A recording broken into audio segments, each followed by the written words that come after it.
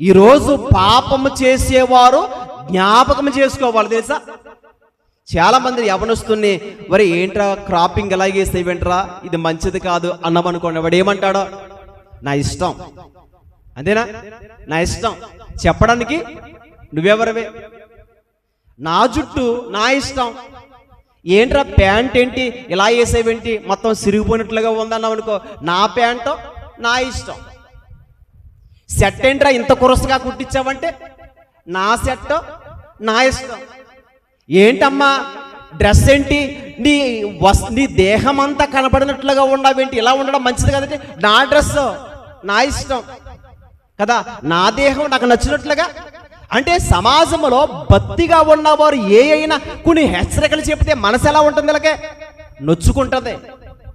అంటే నువ్వు వేసే డ్రెస్ను బట్టి, నువ్వు ఉండే అలంకరణ బట్టి సమాజంలో ఉన్నవారు నిన్ను చూసి ఏమైపోతున్నారు అనుకోవాలి, ఇప్పుడు పాపములో పడిపోయే చెడిపోయే అవకాశాలు లేవా, ఉన్నాయి. అందుకే వేసుకున్న వస్త్రదానం కూడా ఎలా ఉండాలి, చాలా జాగ్రత్తగా ఉండాలి. ఇది స్త్రీ పురుషుల విషయంలో కూడా జరుగుతూ ఉంటుంది. ఏమన్నా అడిగామనుకో, గద్దించమనుకో ఎలా ఉంటుంది చెప్పండి, నా ఇష్టం, ఓకే అండి ఇష్టమే, అందుకే చెప్తున్నాడు ఇక్కడ ఏమనైనా అది నీ కోరుకు చొప్పున, అంటే కోరుకు పడుతుంది అలా ఉండాలని, అలా ఉండాలి.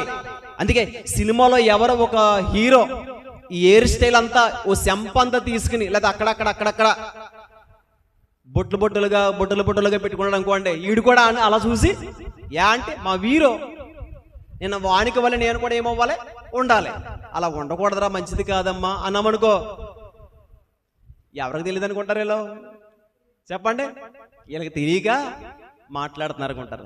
అంటే వారి కోరిక అలాంటిది, వారి ఇష్టము అలాంటిది. అందుకే ఏమంటాడు ఆయన, అది నీ కోరుకు చొప్పున, నీ దృష్టి యొక్క ఇష్టము చొప్పున అది నువ్వు ఉండు అలాగే ఉండు. కానీ ఒక రోజు నువ్వు ఎలా ఉన్నావో కూడా నా దగ్గర నా సింహాసనం ఎదుట వేలాది దూతలతో పాటు నేను సింహాసనం మీద కూర్చుంటాను, ఒక్కొక్కరు నా దగ్గరికి వచ్చి నిలబడవలసిన అక్కడ పరిస్థితి కూడా ఉంటుందంట. తెలుసా అండి, ఎవరైనా సరే రహస్యముగా ఎక్కడ పాపం చేసావో, ఎవరిని రహస్యమైన చూపులు చూస్తున్నావో, భర్త ఉండగానే భర్తని మాయమ చేసి, భర్తను మోసమ చేసి పాపములో కూడా దొల్లేవారు ఈ ప్రపంచంలో ఎంతో మంది ఆడవాళ్ళు ఉన్నారు, చాలా మంది. ఎందుకంటే నా ఇష్టం, ఎవరు చెప్పారు నీకు ఇష్టమని? యేసుక్రీస్తు ప్రభు